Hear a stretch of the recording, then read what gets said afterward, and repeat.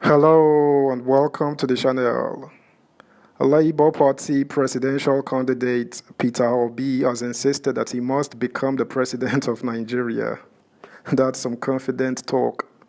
Obi lost the presidential election to Bola Tinubu of the APC, but he, together with Atiku Abubakar of the PDP, who came second in the poll, have challenged the February 25th election in court.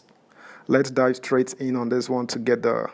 Subscribe, like, share, and comment. Thank you. I must be president of Nigeria. Peter Obi. The Labour Party presidential candidate during the February 25th presidential election, Peter Obi, on Friday said he must be Nigeria's president. While expressing optimism to clinch the number one seat in the country, he clarified that he was not in a hurry to achieve the dream. Obi, who is a former Anambra State governor, stated this during the unveiling of the book, Peter Obi, Many Voices, One Perspective in Anambra State. Anyone who thinks I am on a transit is wasting his time. Let me tell you, I must be the president of this country. I am sure of that. If it is not today, it must be tomorrow. Other people who want to be should come and tell us what they want to do and how to do it. This is my country. I don't have dual citizenship. If anyone thinks I am going to run away from Nigeria, they are lying. I have 3 engagements in Anambra and Lagos today. I will be speaking in Lagos tonight. I will not leave Nigeria. I am not in a hurry to become the president, but I know it must happen, Obi said. The former governor said he was more concerned about the process that brings leaders to office and not who the leader is. Obi added that he was not struggling to free Nigeria from bad leadership for the elites alone, but for every Nigerian. He said, "For 3 years I was in court in Anambra to reclaim my mandate, just to challenge the process. Many people tried to discourage me, but I said even if the entire 4 years tenure elapsed for us to prove a point and correct the process, I will be fulfilled. My argument is that let's do what is right. I always tell everyone that I will not give people money to do the wrong thing. I have been the chairman of a committee, TED Fund Committee, and Professor Yakubu Mahmood was my member. We know ourselves. But when he became INEC chairman, I have never met him. I told him, you are an umpire, just do what is right. If you have the chance to do the right thing and you insist on perpetuating anarchy, then it will consume everybody one day. I insist that we must do the right thing. I was at an event yesterday in Abuja, and it was World Food Organization. I listened to reports that stated that Nigeria will face intense hunger in years to come. It is Nigeria that will face hunger, not Peter Obi. The report listed Borno, Adamawa, and Yobe as the states that will be worse hit, but those 3 states put together are 5 times larger in landmass of Israel. Yet Egypt exports food, but Nigeria cannot feed itself. Also speaking, the chairman of the occasion and traditional ruler of Onitsha, Obi Alfred Naimeka Achebe, in a speech expressed hope that Obi will reclaim his presidential mandate.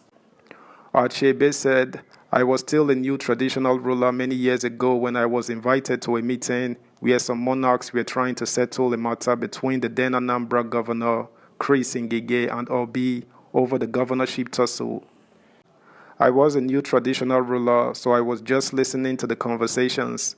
Obi did not attend the meeting, but his representative said Obi sent a message that he is more interested about knowing the truth and ensuring that the process is credible next time, and that he was not willing to back down even if it meant remaining in court even after the tenure. It took him 3 years, but he was later restored. His representative then said, Obi only wants the truth to be known, and even if it happened after the expiration of his tenure. Also, when he was impeached, he told everyone that he would return, and he returned. Later, there was an election, and Andy Uba replaced Obi.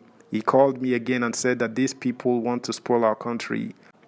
I had also heard that the judgment was to be delivered the next day, and that it may be against Peter. Obi called me and he said he was confident that he would return as governor. I am saying this because this is a man I know very well, someone called a man of the moment, but I chose to say that he is a man of destiny. Subscribe, like, share, comment, and please turn the notification bell on. Thank you. Meanwhile, veteran Nigerian singer Charles Oputa, popularly known as Charlie Boy, has said that the Labour Party LP presidential candidate in the 2023 election, Peter Obi, is the man that has inspired a generation of exceptional Nigerians, including the youths.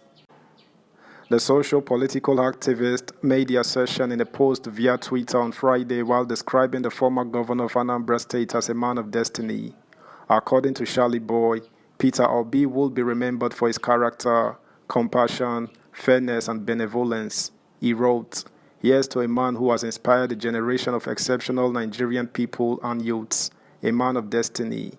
You have lived in such a way that you will be remembered for your character, compassion, fairness, benevolence, and a force for good, who have shown respect for the people, for life in general. Odogwu Okwute Peter Obi. Yes, so a new Nigeria is possible." Meanwhile, the La Media Papa faction of the Labour Party LP has berated the party's presidential candidate Peter Obi over the call for the stoppage of the inauguration of the president-elect Bola Tinubu on May 29. Recall that Obi, in his petition to challenge the victory of Tinubu in the February 25th presidential election, said the former governor of Lagos State should not be sworn in pending the determination of the petitions before the Presidential Election Petitions Tribunal. But in a statement on Wednesday, the factional spokesman of the party, Abayomi Arabambi, said the swearing-in of Tinubu will not have any impact on the case before the presidential election. Arabambi stressed that the prayer of the LP flag bearer is not supported by the Electoral Act and the Constitution of Nigeria, adding that refusal to swear in Tinubu as president will create a vacuum in the system. He asserted that whether the president-elect is sworn in or not, there is a right way to remove him legally if it is found that he was not duly elected. That's the news, guys. Thanks for listening. Until next time, bye.